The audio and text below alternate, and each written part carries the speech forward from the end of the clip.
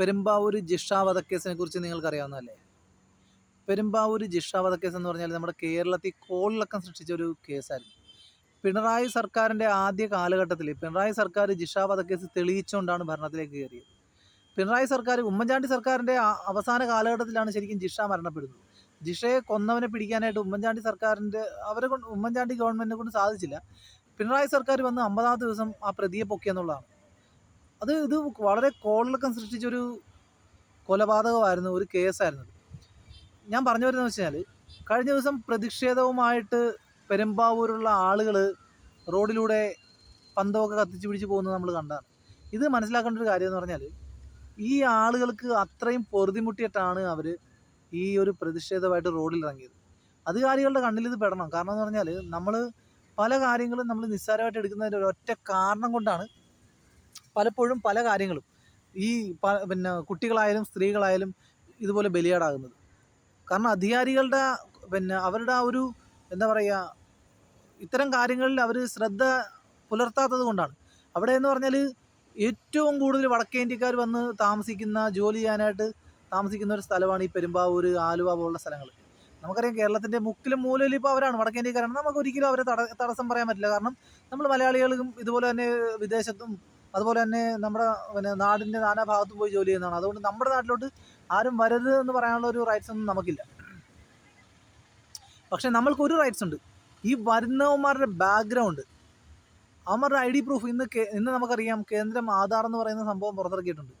ID proof, നമുക്ക് ആധാർ എന്ന് പറയുന്ന സാധനം നോക്കിയിട്ട് അവൻ്റെ ഡീറ്റെയിൽസ് എടുക്കാൻ പറ്റും, അല്ലേ? ഇപ്പം നമ്മൾ ഈ പറയുന്ന വടക്കേ ഇന്ത്യയിൽ നിന്ന് ഒരുത്തൻ ട്രെയിൻ കയറി, ഇപ്പോൾ ഇവന്മാർ ഫ്ലൈറ്റിലൊന്നും അല്ല വരുന്നത്. ഈ ഫ്ലൈറ്റിലൊക്കെ വരുമ്പോൾ ഒരു കാര്യം എന്ന് പറഞ്ഞാൽ, എന്തെങ്കിലും കേസും കാര്യം ഉണ്ടെങ്കിൽ എയർപോർട്ടിൽ പിടിക്കും.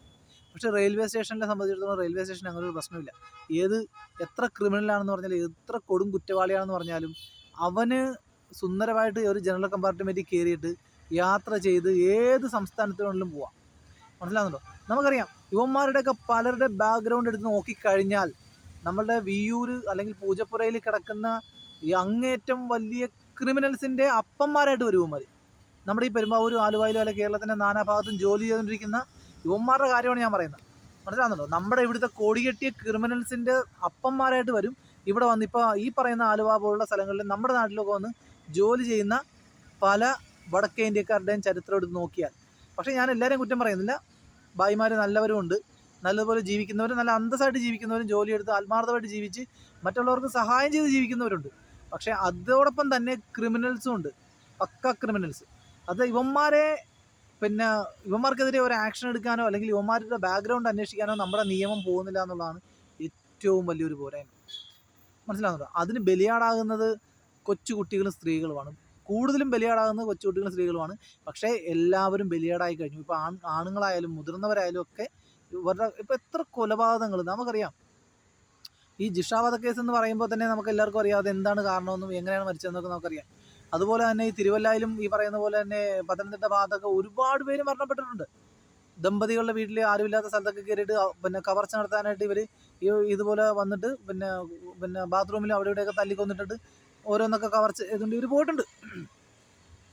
ഈ ആലുവായിലും ഈ പറയുന്നത് പോലെ പെരുമ്പാവൂരൊക്കെ ഇത്തരം ഒരു അവസ്ഥയിൽ ജനങ്ങൾ പ്രതിഷേധമായിട്ട്, അവിടെ താമസിക്കുന്നവർ പ്രതിഷേധമായിട്ട് റോഡിലേക്ക് ഇറങ്ങണമെങ്കിൽ അവരുടെ ജീവിതം അത്രയ്ക്ക് ഗതികെട്ടിട്ടാണ്.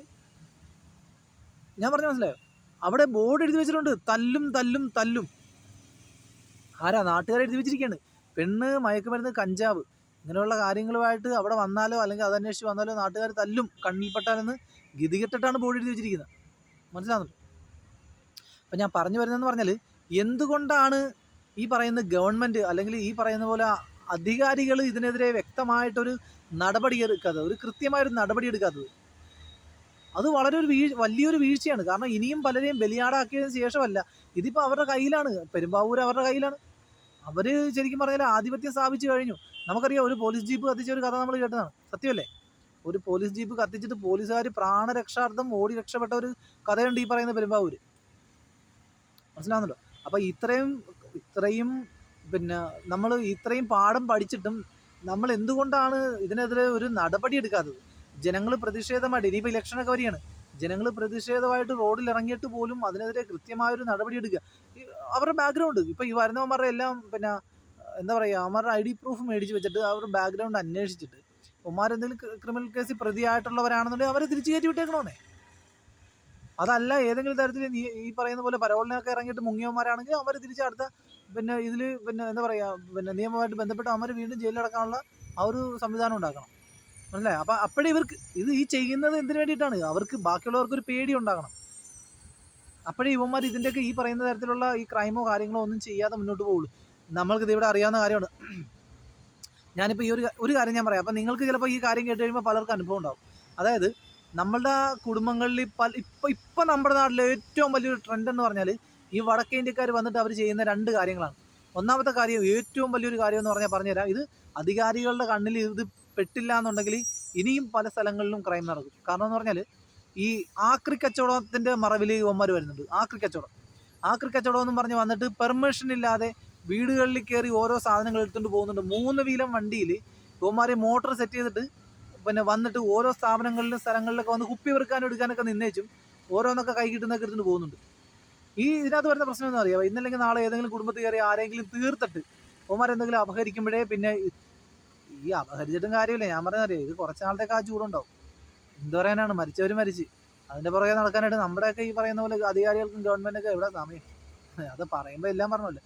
അല്ല ഞാൻ പറഞ്ഞതറിയോ, പിന്നെ ഈ വൈറ്റില പോലുള്ള സ്ഥലങ്ങളിലും അതുപോലെ തന്നെ മെയിനായിട്ടുള്ള സിറ്റികളിലൊക്കെ ഇപ്പോൾ ഇവർ കുടിയേറിയിട്ട് അവിടെ ഈ സിഗ്നലിൽ വരുന്ന ആളുകൾക്ക് ഓരോ കച്ചവടം ചെയ്യാനായിട്ട് ഓരോ സാധനങ്ങൾ വിൽക്കാനായിട്ട് ഇവർ വന്നിരുന്നുണ്ട്, ഭീഷണിപ്പെടുത്തിയാണ്.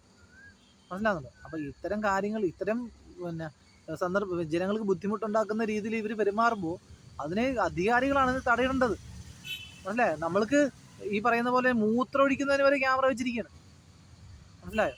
ഒന്ന് മൂത്രം ഒഴിക്കാൻ പറ്റത്തില്ല, ആ രീതിയിൽ ക്യാമറ വെച്ചിരിക്കുകയാണ്. മുക്കിന് ക്യാമറ വെച്ചിരിക്കുക. എന്തിനാണ്? സ്വന്തം നാട്ടിലുള്ളവനെ പിടിക്കാൻ. അവൻ വണ്ടി എടുത്തുകൊണ്ട് പോയാൽ അവൻ്റെ വണ്ടിക്ക് അവൻ പൈസ കൊടുത്ത് അവൻ്റെ പെണ്ണുമ്പിള്ളയുടെ താലി പണയം വെച്ച് അവൻ മേടിച്ച ബൈക്കിൽ അവൻ്റെ തല സംരക്ഷിക്കാൻ അവൻ ഹെൽമെറ്റ് വെച്ചില്ലെങ്കിൽ ഗവൺമെൻറ്റിന് 2000 രൂപ കൊടുക്കണമെന്ന്. ഇത് എന്ത് ന്യായമാണ്? മനസ്സിലായോ? ക്യാമറ എന്ന് പറഞ്ഞ് കോടികൾ മുടക്കി ഈ പറയുന്ന റോഡ് മുഴുവൻ ക്യാമറ വെച്ച് അല്ലേ? ഇപ്പം നമുക്കറിയാം, മുക്കിനും മൂലയിലും എല്ലാം ക്യാമറയാണ്. ഇതെന്തിനാണ്? ജനങ്ങളുടെ കാശ് ഖജനാവിലേക്ക് ചെല്ലാൻ വേണ്ടിയിട്ടാണ്. ജനങ്ങൾക്ക് പ്രൊട്ടക്ഷൻ കൊടുക്കേണ്ടത് ഇപ്പോഴും ഒന്നും ചെയ്തിട്ടില്ല. ഇപ്പോഴും 3 വീലൻ വണ്ടിയിൽ ഇതുപോലെ ആക്രി കച്ചവടം എന്ന് പറഞ്ഞ് ഇതുപോലെ ഒരു അഡ്രസ്സും ഇല്ലാതെ വരുന്നവന്മാരെ പിടിക്കാനും അല്ലെങ്കിൽ അവന്മാരെ ചോദ്യം ചെയ്യാനും അല്ലെങ്കിൽ അവന്മാരുടെ കൃത്യമായ ID പ്രൂഫ് ഉണ്ടെങ്കിൽ മാത്രമേ ഇവിടെ ജോലി ചെയ്താൽ മതി, ഇതിലേക്ക് കയറി പോകണമെന്ന് പറയാൻ, തിരിച്ചു പോകണം എന്ന് പറയാനും ഉള്ള ആർജവം നമ്മുടെ അധികാരികളോ നമ്മളുടെ ഈ പറയുന്ന പോലെ പോലീസുകാരോ കാണിക്കുന്നില്ല എന്നുള്ളതാണ് ഏറ്റവും വേദനാജനകമായിട്ടുള്ളൊരു കാര്യം. മനസ്സിലാകുന്നുണ്ടോ? അപ്പം ഞാൻ പറഞ്ഞു വരുന്നത്, പെരുമ്പാവൂരത്തെ ആ പ്രതിഷേധം അത് നിസ്സാരമായിട്ട് എടുക്കരുത്. പെരുമ്പാവൂരത്തെ ജനങ്ങൾക്ക് പൊറുതിമുട്ടിയിട്ടാണ് ഇനിയും ഇത്തരം ആളുകൾ, എന്താ പറയുക, വടക്കേ ഇന്ത്യയിൽ നിന്നൊക്കെ കയറി ജോലിയെന്നും പറഞ്ഞ് തേടിയുള്ള കൊടികെട്ടിയ ക്രിമിനൽസുകൾ വന്നിട്ട് നമ്മുടെ നാട്ടുകാരായിട്ടുള്ളവരെ, പിഞ്ചു കുഞ്ഞുങ്ങളെ, പെൺകുട്ടികളെയൊക്കെ കൊന്നിട്ട് പോകാനുള്ള സാഹചര്യം ഉണ്ടാക്കാതിരിക്കുക. അവരുടെ പ്രതിഷേധം നമ്മൾ കണ്ടില്ലെന്നടിക്കരുത്. എല്ലാവരും അതിനോടൊപ്പം സോഷ്യൽ മീഡിയയിലൂടെയാണെങ്കിലും ചേരുക. അധികാരികളുടെ കണ്ണുകൾ പെട്ടെന്ന് തന്നെ തുറക്കട്ടെ, അതിനൊരു തീരുമാനം ഉണ്ടാകട്ടെ. Thank you.